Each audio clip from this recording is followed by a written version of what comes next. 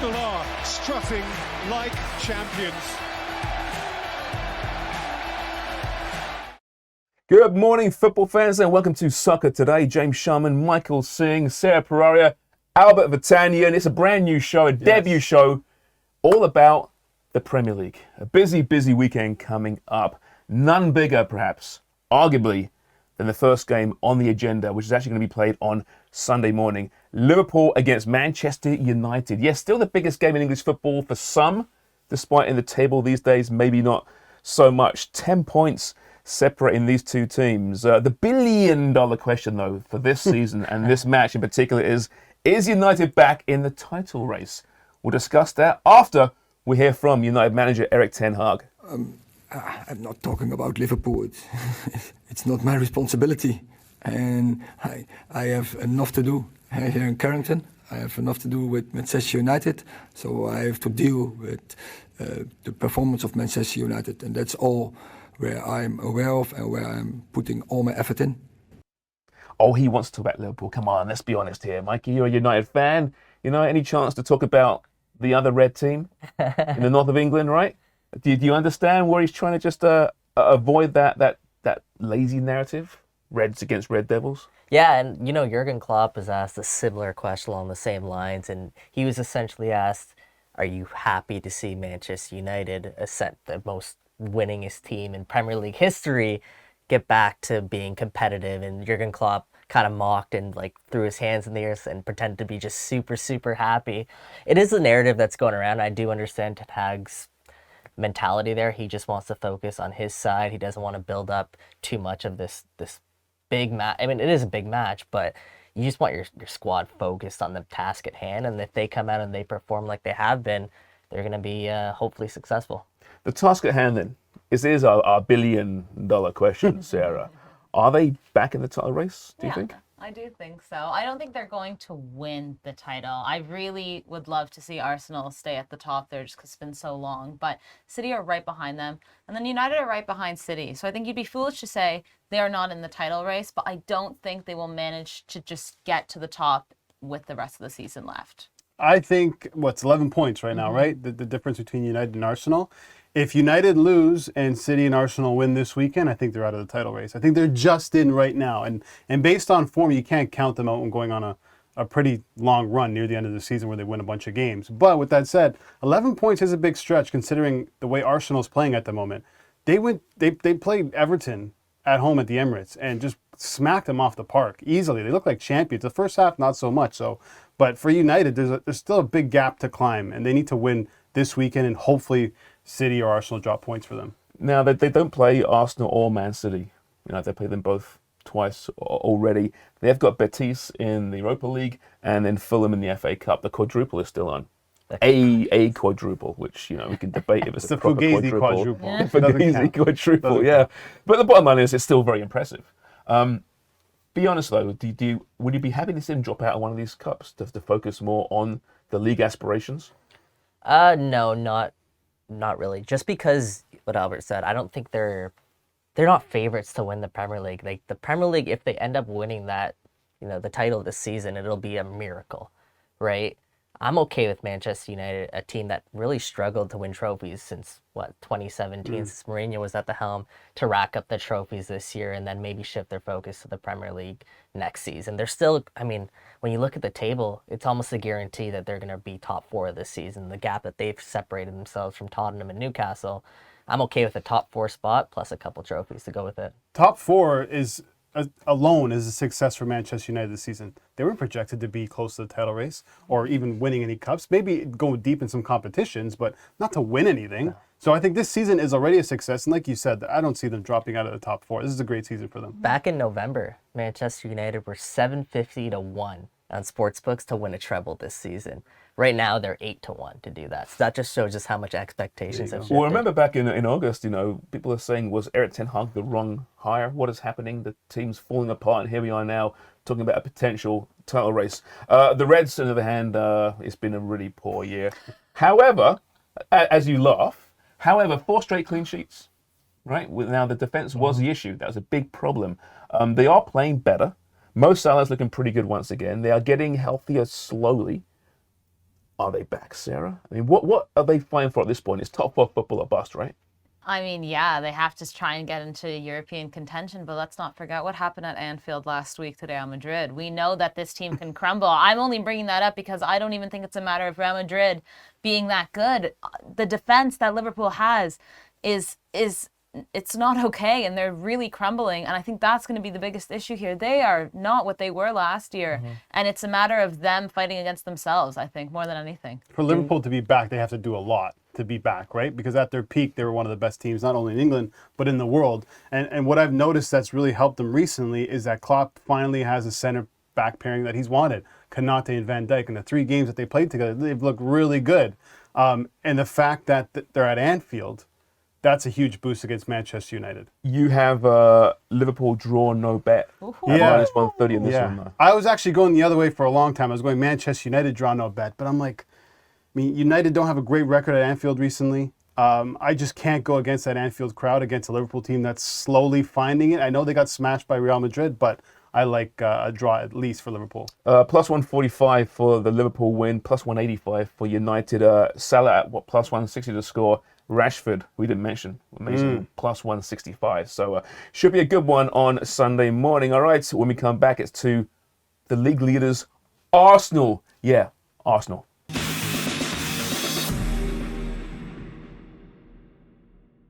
terms of potential bonuses, Gabriel Jesus, we've been waiting to see how the injury regresses, how his recovery. Where is he, and maybe being available for you again? It's not far now. I don't want to give a timeline, but he's doing certain things with the team, certain things outside the team still. So he's not very close, but he's not far at all. And he's feeling better every day, and the doctors are confident with the way that the injury is evolving, and we are in a good place with him, I think.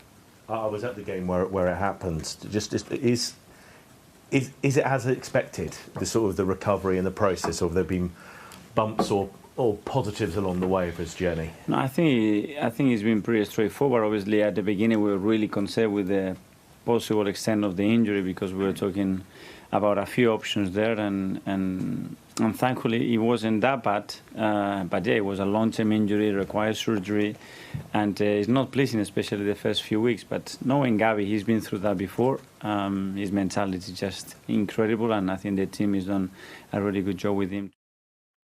And he missed the World Cup, of course, but huge news there for Arsenal fans. Jesus closer now to returning. A big game for the Gunners. They've won 3 straight, maybe over the bump, but Bournemouth can be tenacious.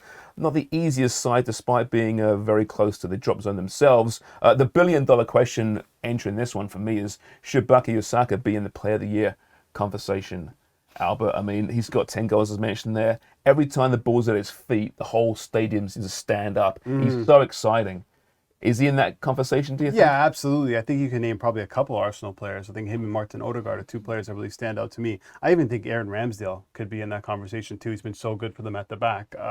Bukayo Saka, I mean, he's everything that you thought that he can possibly be. Another player similar to Marcus Rashford, who's just gone on a run after the World Cup. I mean, he's just so good. Without him, we've talked about this so many times on another show we have, Room 442, about who's the most important player at Arsenal. And you can name Odegaard and Ramsdale and Thomas Partey and Gabriel and whoever else. But I think it's Bukayo Saka. I think going forward without him, it doesn't click. And considering where we were to start the season, I mean, we knew he was good. And we knew he was evolving into one of the top players in the Premier League. But it seems to have been on speed dial. It's happened so fast the last few months in particular. He's really lost the label of being one of the best young players in the world to now being one of the best players in the world. And, you know, right there on the right wing, that's where Arsenal have been so dangerous this season. Him, and both actually on the left wing as well, Martinelli. So the way that Mikel Arteta likes to play, obviously, he feasts on his wings. And the way that Bukayo Saka has evolved this year, is he in contention for Player of the Year? He's got to be right up there, right? I've been feasting on wings a lot this week as well. Very different type of wing, though. Sarah, Arsenal against Bournemouth. Listen, the Gunners are playing better, right? Are they over the bump, do you think? Do you know what? It's looking like it, and no matter what, they've still been getting the results. They've been squeezing it out of these other teams, and I think I think they're past it. We still might see, one or two. There's still a lot left of the season, but they've managed to really turn it around. They went through their slump. They came out on the other side. I think that's what shows that that's a championship side. And we're talking about Bournemouth as well. Like they're going, to play a team at the very bottom of the table. Second. I think they're 19th. So I think they go into this match confident, and they should be. Arteta, though, I mean, listen, let's give him credit, right? I know some people in the media have been pretty harsh on him, his sideline antics, but he's kind of strutting himself now, right? He's learned from Pep, obviously. It seems to me that he's got that real inner confidence that perhaps at first he lacked a little bit. He's got swagger to himself, and he knows his team's really good. Yeah. But he can rub people the wrong way. Absolutely. I mean, I don't like some of the stuff that goes down. I've been vocal about it, right? I don't care that he's jumping up and down going crazy because Klopp and Pep and Conte and Mourinho's done it, Arsene Wenger's done it, Sir Alex has done it, so that's fine. But it's when you kind of impede with play. I'm going back to that Manchester City game where De Bruyne was going after the ball on the sideline. He kind of kicked the ball away. I'm like, what are you doing? Leave the ball alone. You love Mourinho. You can't even talk. No, I'm talking about You're talking Arteta. about the worst but I have one. He's also a guy who supports Spurs. Yeah. And who has Antonio Conte on the sideline. But I have sometimes. but I have a lot of respect for what Arsenal are doing. I mean, he's such a good manager. When it comes to the best teams, they basically replicate who their manager is on the field. And when you watch Arsenal, that's basically what Arteta wants them to be, and that's why they're the best team in the Premier League right now. The best thing that's happened for Mikel Arteta was that All or Nothing docuseries, right? Because people got a sense of exactly what his mentality is and his techniques of coaching and how different it is than maybe some other coaches, and you got a greater sense of appreciation. So every time I see Mikel Arteta on the sidelines doing something, I think it's with purpose. I'm thinking, give me a whiteboard. Yeah. Give me a whiteboard. My favorite scenes in the entire show was him just doing these kind of crazy drawings and illustrations to get his troops riled up for the big game. I mean, who knew that a whiteboard could motivate a team into first place in the table? We mentioned Jesus coming back shortly. Zinchenko's been brilliant as well. So as much as, I understand All or Nothing was great for Arsenal, but that double transfer has been reformative, it seems. Yeah, they really pulled the rug out from City there, considering City's form this season. But no, it was really spectacular. And both players, I mean, even though Jesus has missed a couple months now, when he was playing at the beginning of the season, he looked great. So I think it was absolutely class. You have Arsenal to win to 0 plus over 1.5 goals. Yeah, listen, the value here was tricky to find. Arsenal are obviously very favorited here. So I'm going Arsenal to win to 0. Bournemouth, I don't think they're going to get a goal here, and go over to 1.5. So I think 2 or more goals should be easy enough for the Gunners. Biggest number this weekend. Yeah. Biggest number. Really? All right, next up, Wolves against Spurs. You're laughing already. Listen, Spurs. You guys are laughing. I'm not laughing. Up and down all the time. It's at Molineux, which is never an easy match, of course. They're 15th right now, Wolves. Spurs. It's amazing how much hate this team's getting, because they play such an awful brand of football, but they're 4th place right now. All right, here's a question for you, Albert. Will Antonio Conte be Tottenham manager? How many times are you guys going to ask me this question? Every week. I know. And at the beginning of the season, I'm like, no, he's going to stay. This is great. Now I'm just assuming he's going to leave. It just feels that way. He hasn't been on the touchline for a while. He's dealing with, he had surgery, I think gallbladder surgery, so he's healing. So I don't want to be too harsh on him. I mean, Christian Stellini's come in. He's been a pretty good fill-in. Yeah. Well, but although apparently he's on the short list for manager of the month. Conte is. Yeah. Yes. He's been on the sidelines one game. He's the manager, right? He's the one calling the shots. I don't know if he has an ear thing in, but will he be there at the end of the season? Man, I don't think so. I'm beginning to think that him and Kane are probably gone, and I know Mikey's got a little bit of a smirk because he's hoping that. Even if they finish top 4? I think so. Because, I mean, look at what happened against Sheffield United in the FA Cup. There's too many of those that happen. I mean, when you're on such a trophy drought the same way that Spurs are, when you lose out in the, was the 5th round or the quarterfinal of the FA Cup, that's a huge blow. There's no trophies. They're not going to win the Champions League. They're not going to win the Premier League. So it's another season without silverware. And you have one of the best strikers in the world in Harry Kane. At some point, you got to look at some of the other teams in the Premier League and be like, well, United look pretty good and they can use a striker. I can be that guy. Conte, by the way, at plus 1,400 to be fired before the end I don't think he'll get sacked. I think he walks. Don't think it either. Yeah. Back to Kane, though, 18 goals. Gary Neville said this week that if he is going to leave Spurs and stay in England, which we think he will because he's going for Shearer's record, United's the only team he would go to. They can afford him, obviously, and the challenge they'll present when Man City doesn't need a striker right now. Chelsea's in there, but he mentioned the Spurs-Chelsea rivalry, London teams. He wouldn't do that. So Do you think that is the one destination if he leaves? In the Premier League. In the Premier League, yeah. Yeah, because Man City have a striker. Arsenal's gone out. They've got Jesus. Liverpool have invested heavily in their attack. I think they need to invest more heavily in their midfield now moving forward. It makes sense because United, since the departure of Cristiano Ronaldo, don't have that natural number 9, all due respect to Wout Weghorst, right?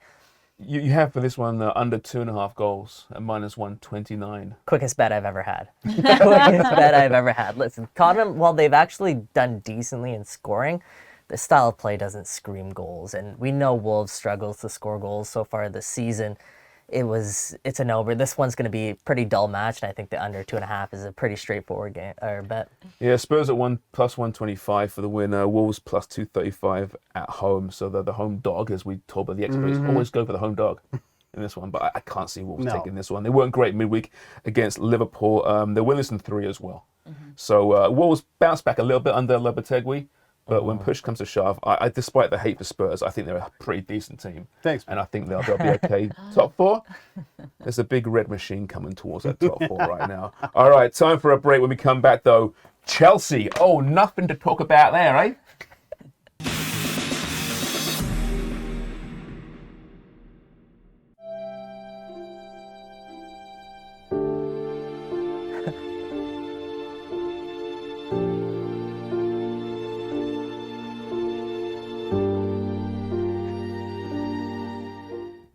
I don't know why we're all laughing. I mean, it's pretty sad, really, what's happening to Chelsea. Despite all the money being spent, 10th in the table, just 31 points, up against Leeds. Also struggling, of course, this year, sitting in 17th place. Who is to blame for Chelsea's season? Maybe it's Graham Potter. Speaking of whom... Week after week, you're asked, have you spoken to the owners? Day after day, you're getting it. I'm reading this week, Leeds and Dortmund considered make or break games. Do you see it that way as well? Well, I don't tend to look at it in any way like that. I just tend to look at it, focus on the next match. You know, we know the situation we're in, which is we need to improve the results we've had. That's my responsibility. They haven't been good enough. So that's all I focus on. All right, Mikey, who is to blame? What is it him? Is he the guy to blame? He's definitely got to share some of the blame.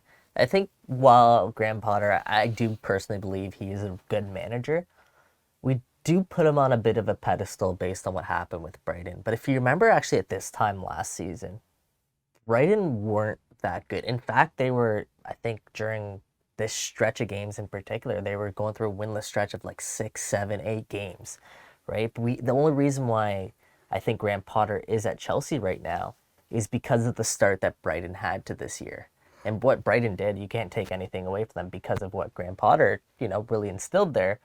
But he's come over now at Chelsea, and it's gone back to sort of what happened last season, where he has the pieces, he has the parts, but the form is just not there. It's not matching up. So I think he does share some of the blame, but also Todd Bowley in terms of the recruitment strategy. I mean, they're all over the place right now, right? We've got 31 members in that squad, Sarah. 31. I mean, that's difficult. Not to make excuses for Graham Potter, but to put together an organised training session with 31 players isn't ideal, is it? No, not at all. And I think we could look at Todd Bowley maybe to blame. He's buying everything he sees in sight, and we know that's not how you make a football team. There's no cohesion here. These players are talented. Without a doubt, there's talent on this side. But you can't just go around buying all these players and expecting them, just because they're individually good, to then make this team a really sound and good team.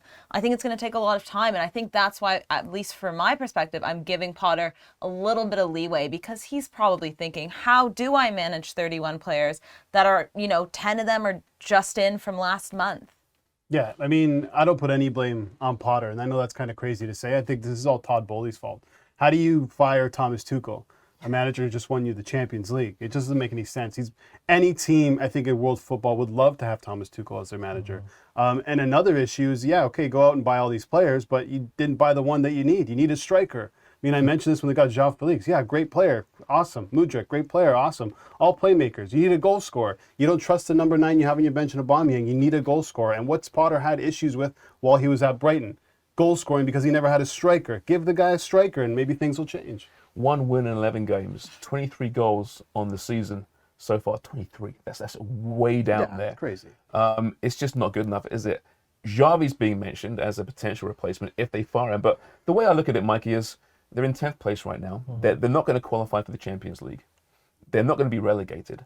There's no point firing Potter now, right? They are what they are, right? And then in the summer, reassess, sure. If Xavi's available or someone else or Zidane's been mentioned, as usual, right? Make that move. But at this point, you got, 15 more games, whatever it is, to figure things out, see if he can do it, and then make the call in the summer. Does that make sense? I totally agree with that, right? Right now, like you said, it's pretty much a lost season for Chelsea, which is kind of remarkable because just 2 weeks ago, we were saying the same thing about Liverpool, and they were really neck and neck. But these last 2 weeks, I think, has been the difference between Liverpool and Chelsea, where Liverpool has shown the ability to kind of turn their season around, whereas Chelsea, despite bringing in way more reinforcements than Liverpool did, are faltering in a way that really just is unacceptable for this season. So I think you're right. He's gonna take the sacrifice, I guess, for the rest of the season, and then I think in the summer, I think he's gone. I do. And this is a great time where you need these players to settle in a new country, settle with a new team, and he needs to figure out whose best 11 is. You can't chop and change every single week. It is a lost season, but there is a chance that they can make up for it with a deep Champions League run. You just never know. They're still in it, right? Yeah, we'll see. We'll see about that. But I mean, in fairness, though, to Chelsea, they actually look pretty good at times. They play quite well, right? They get chances to score. They just can't score. Like you mentioned, there's no striker there. Enzo Fernandez, I mean, listen, 100 million plus, but he's looked pretty good. He's played well. João Felix looks good. Mudryk up and down, but you see the flashes there, right?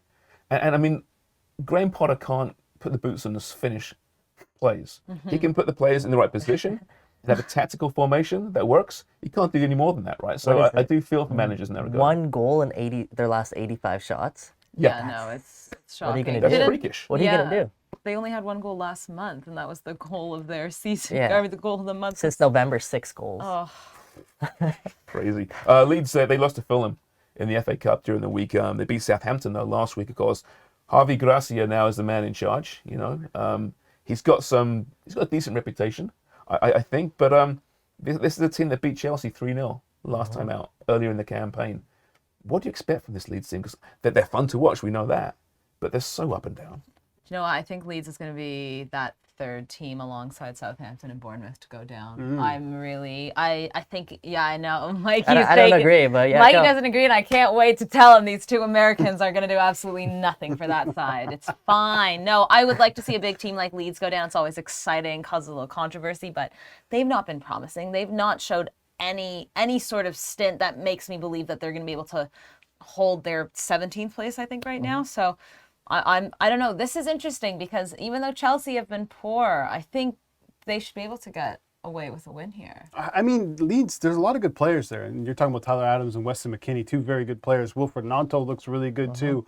Can they possibly put together a run to get out of the relegation zone? Possibly, but I'm with you. I think they probably go down. But in a fixture like this, when you're playing a team like Chelsea, who they're going to get up for, who's struggling to score, there's a chance that Leeds can steal a point here. I've heard so many times this season, more than before, that X team is too good to go down. Keep hearing it, right? No, Everton, especially this West season. Ham, Leeds, Wolves. Wolves. I think from 12th down, from Crystal Palace down, any of those teams can go down. Yeah, Leicester's still gonna in be a it. great Yeah. run. It's going to be a lot of fun, actually. I have Chelsea winning this and João Felix to score. Ooh. This Plus isn't 245. What is this insane? No, this is so. I saw this when we were playing the show. What is he giving you that makes you think He's that been he's going to good. score? He's been pretty good. No, I'm just curious Well, because. no one else is going to score. So Well, is that what it is? That's what I'm curious about. Is there just no one else you can rely on? One shot, gets one a goal lot and of 8 chances. shots, You know 8 shots. Aubameyang's not scoring. No. I mean, Felix listen, gets a he lot was of back on the chances. pitch. We thought it was the does. last of him. You're so Barca focused that anyone that played for any other Spanish team that's not Barcelona, you have a real issue with. Yeah, That's sure. the case, though, Okay, isn't it? Let's be David honest. Villa playing for both. It's fine. It's fine. You mentioned Brian playing against West Ham. All right, I find this one interesting because Brighton, keeps saying amazing season. Oh, look, they're 8th, which is good for them, but they have faltered somewhat. West Ham 16th. I mean, we'll get to them. What I want to know is, will Roberto De Zerbi return as Brighton manager next season, Sarah? He's being linked with some pretty big clubs, including Chelsea, which would be hilarious because the whole Potter situation. Like is he just like sitting there, in Potter's driveway, waiting for him to come home fired and just like, I'll jump there. Thank you very much. Do you think he'll stick around? I don't see why not as of right now. Brighton have been excellent since he's been. I mean, even with Potter, like we mentioned, they're such a charismatic side. They have such young talent. I think it's a matter of whether or not they are going to sell some of these young players.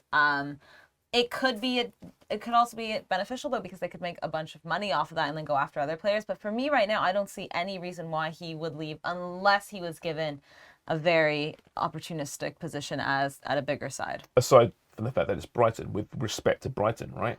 It's not like it's the big lights of London or Milan or Madrid, right? Not much money there. They're working wonders with what they have there, but at some point, there's going to be a crash, you would think. We keep saying that it doesn't happen, but at some point. That's the thing, right? It's going to be a really big project for this Brighton team. You're probably going to lose Caicedo in the summer.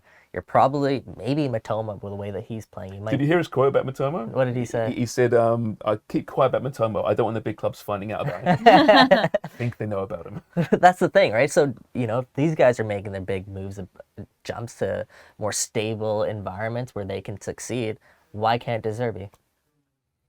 De Zerbi linked with Spurs as well, by the way. Just throwing that out there. I love De Zerbi ball. I think it's fantastic. But I think the team's going to be fine. And with Brighton losing players, I think they're so used to that turnover that they have the players and the manager to deal with it. It's hard for me to think that he'll be there at the end of the season. I mean, based on the football that he's put together with that team, imagine what he does with a bigger wage bill. 16-1 is going to Chelsea, by the way. No. That's not happening. He's not going there. He's not going there. Evan Ferguson looks really good, though.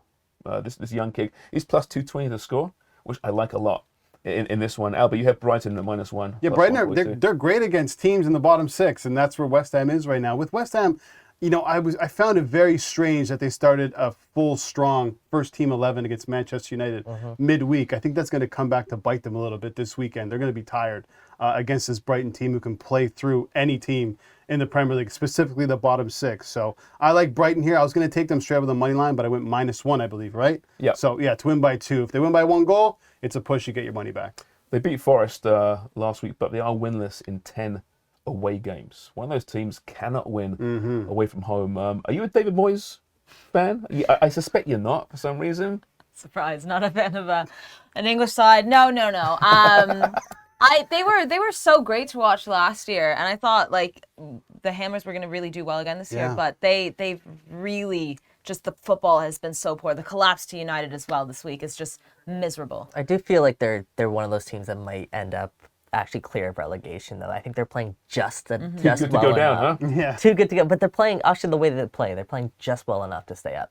Yeah, we'll see West Ham at plus 360 on this one, so not having that on the road. Nope. Brighton, big favourites, -132. Brighton, West Ham, and like you said there, last year, West Ham was so good. Maybe it was a European journey last year. Fatigue, I don't know, but lots to work there in the summer. All right, when we come back, 4 more games to look into. Not huge games, but lots of very compelling narratives.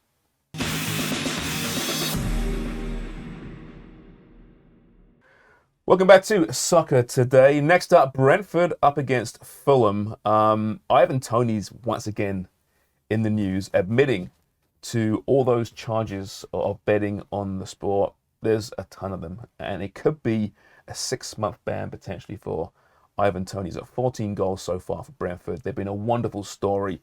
No one rates Brentford. No one talks about them. Much like Fulham as well, actually. No one's talking about Fulham these days, Sarah. So you have Brentford plus both teams to score at plus 300 here. Yeah, this was a tricky one as well because I do think it's going to be quite close. And I completely agree. Both these sides have been kind of like sneaking under the radar, but playing some really good, fun football. I mean, Fulham also was just promoted this season, and like they've been fantastic. I think they dropped some points recently. They're 9th, right? We just saw, but they were 6th or 7th at one point, so it's been great for them. But they don't have a good record against Brentford. Brentford at home has also been fantastic. So traveling for them, that's why I'm giving Brentford the edge here. No Toney, no problem. I think it's going to be fine for them, but they'll give them a run for their money, and I think that's why they're going to score. No Toney, no problem. I mean, listen, if he does get a 6-month ban, which has been leaked out to the press right now, it could well happen. It's an issue, though, isn't it? Because he's been one of the top strikers in English football this season. It's one of the informed strikers, definitely. Brentford, they need him, but they've shown before that they can score goals without him. I actually like Brentford a little bit here just because João Palhinha is out for Fulham, who's, to me, has probably been one of the most important players in the middle of the park. But I mean, for Brentford, if you lose Ivan Toney, whether it's for the rest of this season or potentially next season, I mean, you're not going to be in the same position that they are right now. What's a successful season for Brentford? Mid-table. Yeah. Yeah, well, some would say survival. I would say survival, but At based the on the start of way, the year, for sure, Yeah. right? I think their expectations have raised Yeah. since last season. I think it's mid-table. If they somehow can poach a European spot, which would be very difficult, that's an uber success. These two, Thomas Franks, two managers, Thomas Franks and Marcus Silva, I mean, they are two legitimately good managers who are going to be, I mean, listen, Silva's had chances before at really big clubs. Franks is very loyal to Brentford, just signed a new deal as well.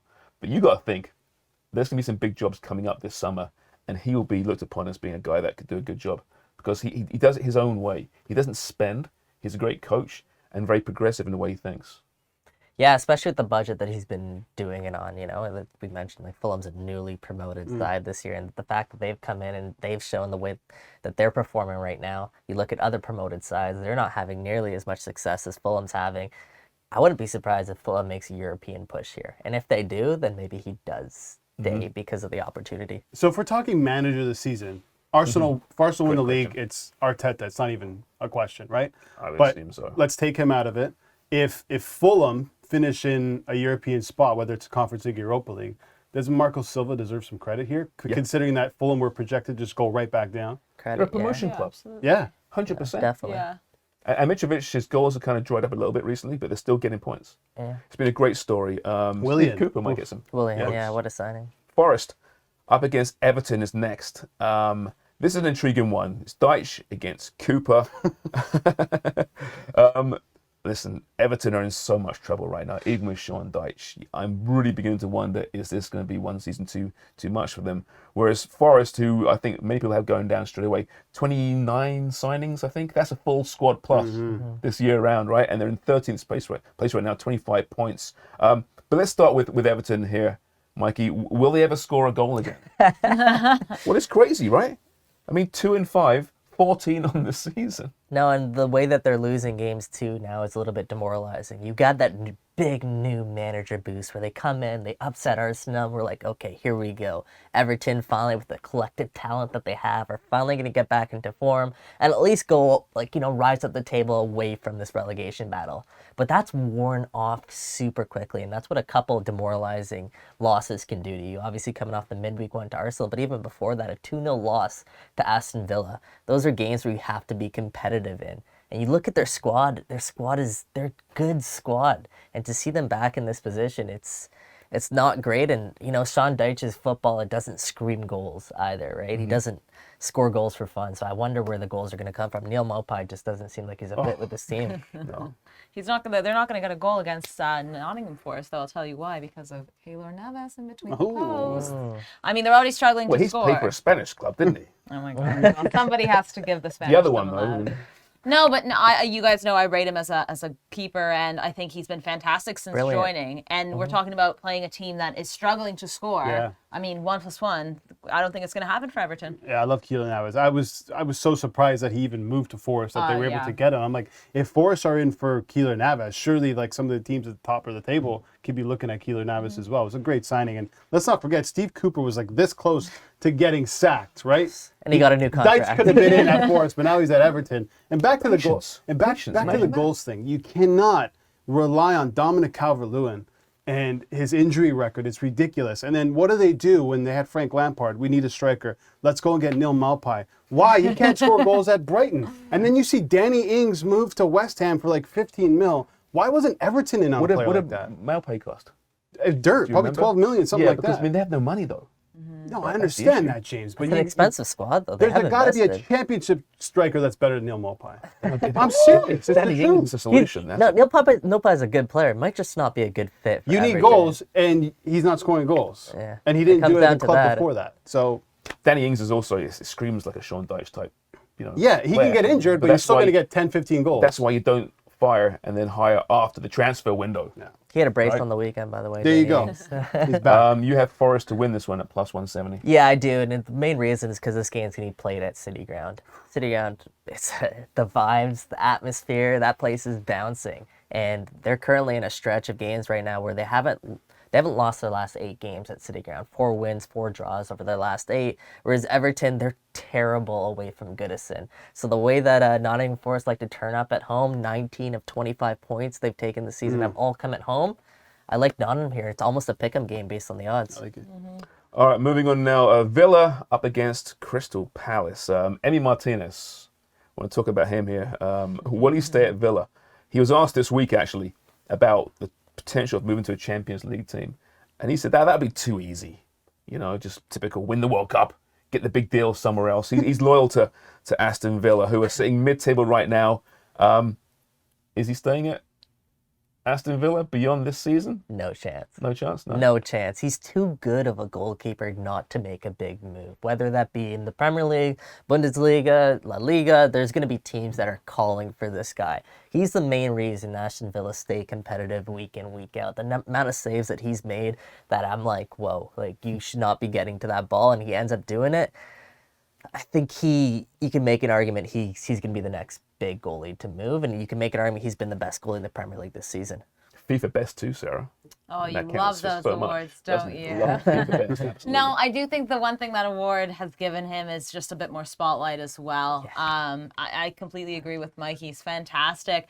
You know what? If Atletico Madrid didn't have Jan Oblak, wouldn't he be such an athletic player with his attitude and the way he walks around? But yeah, I think he's gone. I mean, he's done so much for Villa, and it's not anything of, a bad nature there, but he's too good for the side now. I can understand his loyalty to Villa, considering he was at Arsenal for so long, playing behind every single number one keeper there. So what was his last game for Arsenal? He won something. Was it an FA Cup?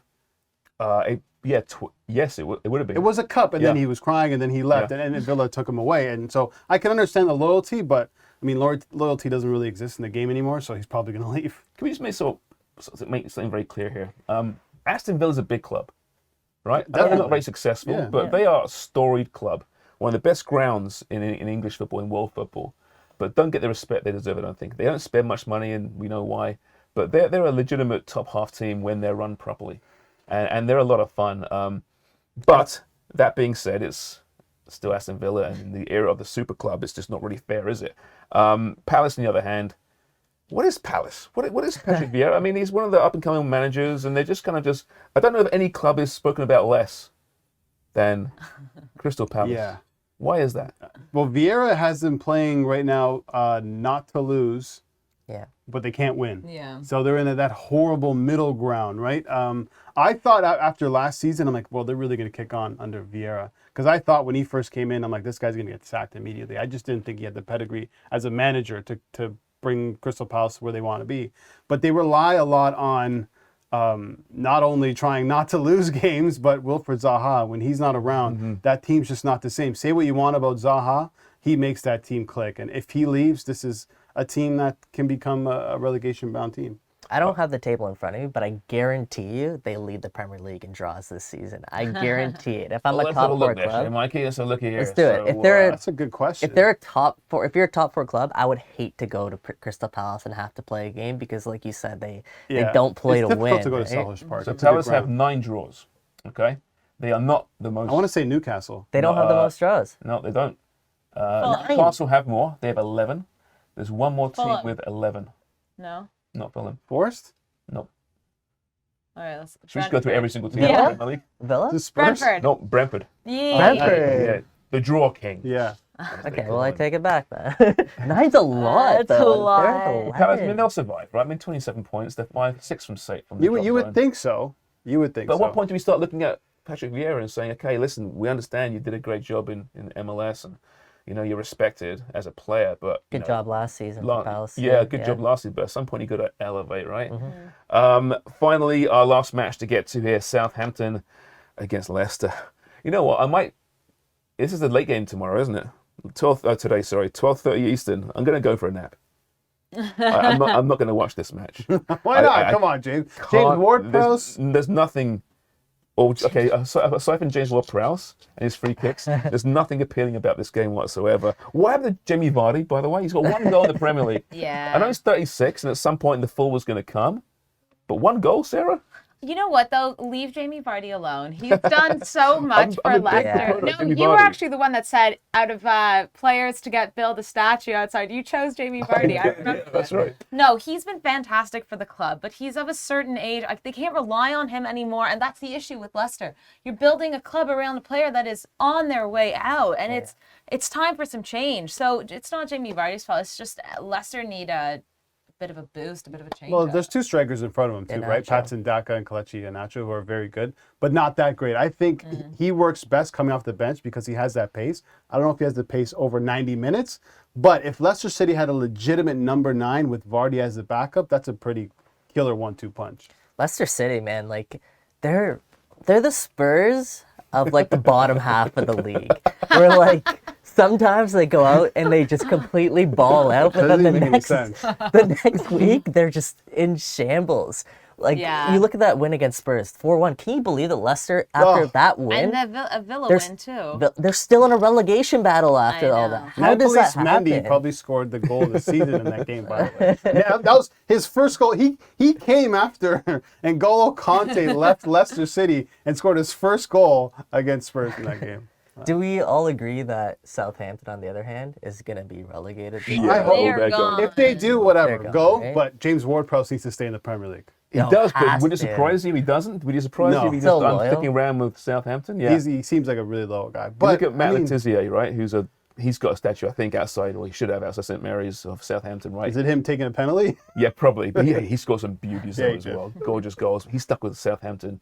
He could have gone to any club in the world at his best. He didn't, and he's revered now in Southampton. I hope he lives there, because there's no point being revered somewhere if you don't live there and take advantage of the free Would you- meals and the free Oh. Would pints. you rather be revered in Southampton or a Champions League winner in Liverpool?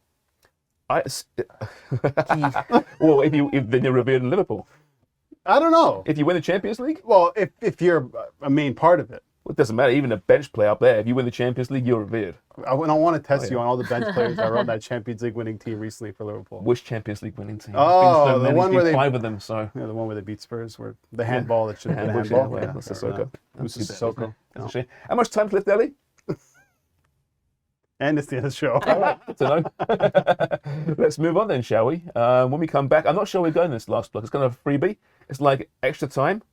A few injuries thrown in there. So we'll have some fun and we'll talk about whatever. So that's coming up next. Welcome back to Soccer Today. Almost done for the morning. I want to get to a couple of bets here, though. Villa against Crystal Palace. I have a draw and under 2.5 goals in that one. Seems pretty safe, right? There's not much offense on either sides there. Sarah, Southampton against Leicester. You had Leicester at plus 160 taking this one. Yeah, Leicester plus money. I felt like it was pretty good value. Listen, at St. Mary's, Southampton are tragic. Leicester, one of those teams where they've been kind of good and then really bad and then a little burst, and I'm hoping they'll just have one of those little bursts. They should win this game. They really should. And they also had a completely rotated side when they got knocked out of the FA Cup, so I'm hoping at least some rested players coming back in. Take Leicester here. I like it. All right. I think the big one this weekend, though, is probably still the United-Liverpool match. With respect to City and Newcastle, of course, from earlier today. Ralph Rangnick, I know you're dying to get this. I need to It's talk just been about it. so annoying. So the last time that Ralph Rangnick visited Anfield, which was the end of last season, he came away from that match saying Manchester United are 6 years behind Liverpool. Do we still feel that way, Sharms? Do we still feel I Man feel United? like The season isn't over yet. No, right? exactly. We can still catch you. We At this Liverpool current can point in still time, catch are they United. 6 years behind? Well, do we know? But that was behind a different Liverpool, not this Liverpool, right? Yeah. I mean, Liverpool at their peak, United aren't close to that. And can we just clarify this? That was Ralph Rangnick saying that. Yeah, Oh, poor Ralph. sour grapes. Who was so respected before he went to United, and now he's like a laughing stock. Not according to Ronaldo. Ronaldo was like, I don't even know who this guy was. Yeah, Ronaldo? tragic. Remember Cristiano Ronaldo? Oh, he retired. That's right. What a player he was, though. He was a great player. He was a really good player. Yeah, I think he was the player of the month in Saudi Arabia recently. Isn't that what it was? He was there right now, isn't he? You want to mention Chelsea again, and the big issue at the back there. Thiago Silva, out for 6 weeks. I mean, Chelsea's struggling already, They're done. but he was also maybe the one player that was consistent for this side. yeah. He's everything to this club, and now he's out. I am worried for Graham Listen, one of the Potter only and the reasons Blues. why Spurs won that game is because Thiago Silva went down earlier on, and because they couldn't finish their chances. But not having Thiago Silva there is huge. In comes Benoit Badiashile, who's They had like not used 17. to the league yet. Well, again, you 17 can't even make the Champions squad League squad. players. There you go. There's too many players there, right? But you're right, Silva, one of the great signings in recent Premier League history. He's back for another year next season as well, and at 38 by then. I mean, just an amazing story. One of the all-time great centre backs. All right, that has been Soccer Today. Hope you enjoyed it. Up next, all the games. Enjoy those, and we'll see you same time, same place next week.